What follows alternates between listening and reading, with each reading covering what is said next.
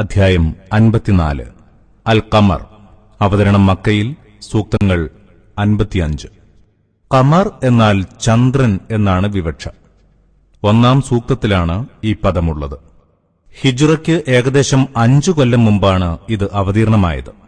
അനുഭവ സാക്ഷ്യങ്ങളിൽ നിന്നും പൂർവപ്രവാചകന്മാരുടെ ചരിത്രത്തിൽ നിന്നും പാഠം പഠിക്കാത്ത സത്യനിഷേധികളെ അവരുടെ അബദ്ധങ്ങൾ വിശദീകരിക്കുകയും വരാനിരിക്കുന്ന വൻ ദുരന്തത്തെ സംബന്ധിച്ച് അവർക്ക് മുന്നറിയിപ്പ് നൽകുകയും ചെയ്യുന്നു.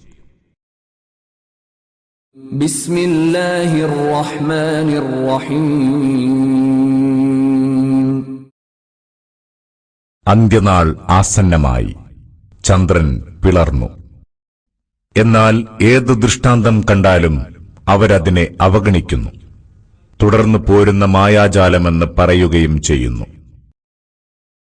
അവരതിനെ തള്ളിപ്പറഞ്ഞു, സ്വേച്ഛകളെ പിൻപറ്റി. എന്നാൽ എല്ലാ കാര്യങ്ങളും ഒരു പര്യവസാനത്തിലെത്തുക തന്നെ ചെയ്യും. തീർച്ചയായും അവർക്ക് നേരത്തെ ചില വിവരങ്ങൾ വന്നെത്തിയിട്ടുണ്ട്.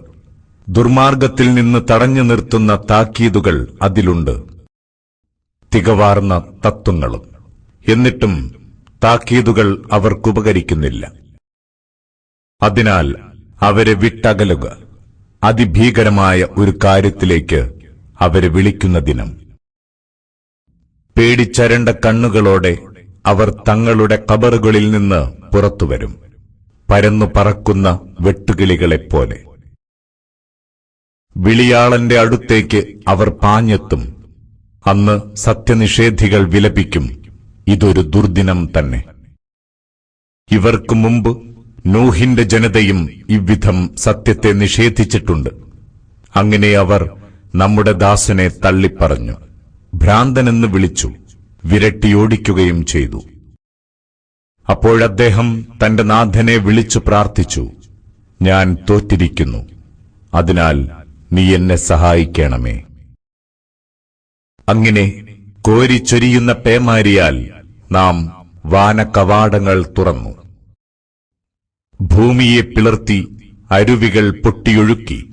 അങ്ങനെ നിശ്ചയിക്കപ്പെട്ട കാര്യം നടക്കാനായി ഈ വെള്ളമൊക്കെയും സംഗമിച്ചു. നൂഹിനെ നാം പലകകളും കീലങ്ങളുമുള്ള കപ്പലിൽ കയറ്റി. അത് നമ്മുടെ മേൽനോട്ടത്തിലാണ് നീങ്ങിയിരുന്നത്. ജനം നിഷേധിച്ച് തള്ളിയവനുള്ള പ്രതിഫലമാണത്. ഉറപ്പായും നാം അതിനെ ഒരു തെളിവായി ബാക്കിവെച്ചിട്ടുണ്ട്. അതിനാൽ ചിന്തിച്ച് പാഠം ഉൾക്കൊള്ളുന്ന ആരെങ്കിലുമുണ്ടോ? അപ്പോൾ എന്റെ ശിക്ഷയും താക്കീതും എவ்விധമായിരുന്നുവെന്ന് അറിയുക. ഈ ഖുർആനിനെ നാം ചിന്തിച്ചറിയാനായി ലളിതമാക്കിയിരിക്കുന്നു. അതിനാൽ ആലോചിച്ചറിയുന്ന ആരെങ്കിലുമുണ്ടോ? ആദ് സമുദായം സത്യത്തെ നിഷേധിച്ചു. അപ്പോൾ എന്റെ ശിക്ഷയും താക്കീതും എவ்விധമായിരുന്നുവെന്നോ? അവരുടെ നേരെ നാം ചീറ്റിയടിക്കുന്ന കാറ്റിനെ അയച്ചു, വിട്ടൊഴിയാത്ത ദുശ്ശകുനത്തിന്റെ നാളിൽ. അത് ആ ജനത്തെ പിഴുതുമാറ്റിക്കൊണ്ടിരുന്നു, കടപുഴകി വീണ ഈത്തപ്പനത്തടി പോലെ. അപ്പോൾ എന്റെ ശിക്ഷയും താക്കീതും എമ്മട്ടിലായിരുന്നുവെന്ന്. ചിന്തിച്ചു മനസ്സിലാക്കാനായി ഈ ഖുർആനിനെ നാം ലളിതമാക്കിയിരിക്കുന്നു. ആലോചിച്ചു മനസ്സിലാക്കുന്ന ആരെങ്കിലുമുണ്ടോ? സമൂദ് സമുദായം മുന്നറിയിപ്പുകളെ കള്ളമാക്കി തള്ളി. അങ്ങനെ അവർ ചോദിച്ചു, നമ്മുടെ കൂട്ടത്തിലെ ഒരു മനുഷ്യനെ നാം പിന്തുടരുകയോ? എങ്കിൽ നാം വഴികേടിലും ബുദ്ധിശൂന്യതയിലും അകപ്പെട്ടതു തന്നെ. നമുക്കിടയിൽ നിന്ന് ഇവന് മാത്രം ഉദ്ബോധനം നൽകപ്പെട്ടുവെന്നോ? ഇല്ല, ഇവൻ അഹങ്കാരിയായ പെരുങ്കള്ളനാണ്. എന്നാൽ നാളെ അവരറിയുക തന്നെ ചെയ്യും ആരാണ് അഹങ്കാരിയായ പെരുങ്കള്ളനെന്ന്. അവർക്ക് ഒരു പരീക്ഷണമെന്ന നിലയിൽ നാം ഒരൊട്ടകത്തെ അയക്കുകയാണ്. അതിനാൽ നീ അവരെ നിരീക്ഷിച്ചുകൊണ്ടിരിക്കുക, ക്ഷമയവലംബിക്കുക.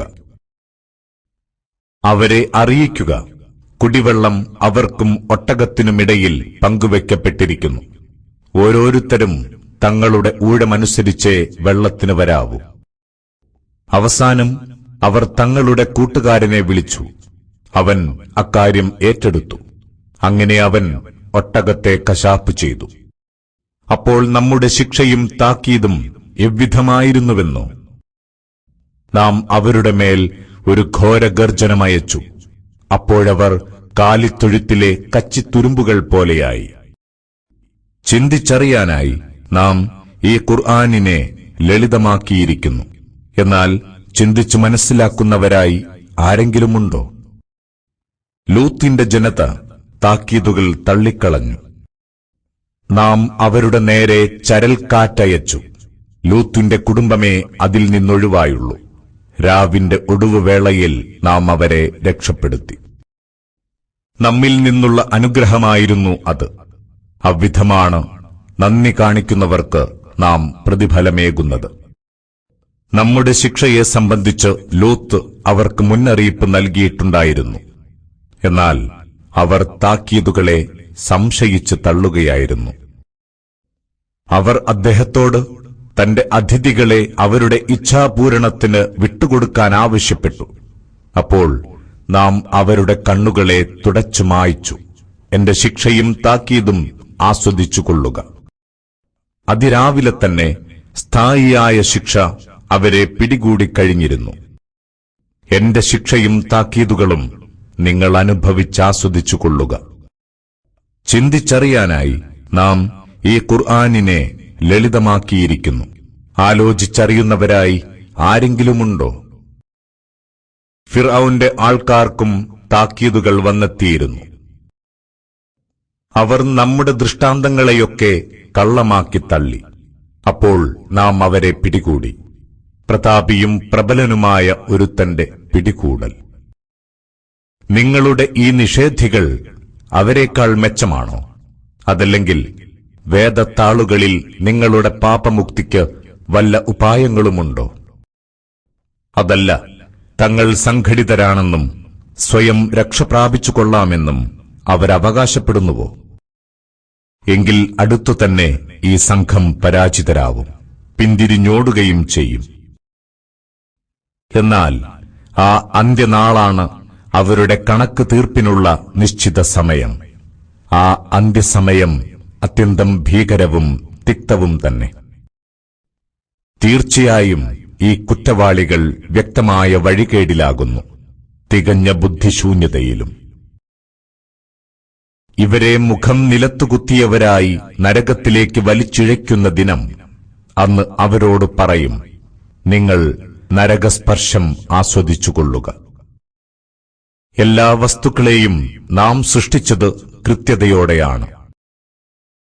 നമ്മുടെ കൽപ്പന ഒരൊറ്റ ഉത്തരവത്രേ, ഇമ വെട്ടുമ്പോഴേക്കും അത് നടപ്പാവുന്നു.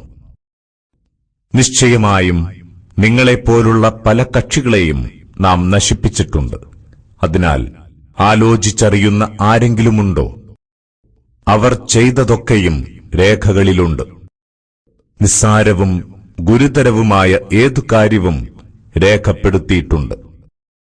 ഭക്തർ ഉറപ്പായും സ്വർഗീയാരാമങ്ങളിലും അരുവികളിലുമായിരിക്കും. സത്യത്തിന്റെ ആസ്ഥാനത്ത്, ശക്തനായ രാജാധിരാജന്റെ ചാരത്ത്.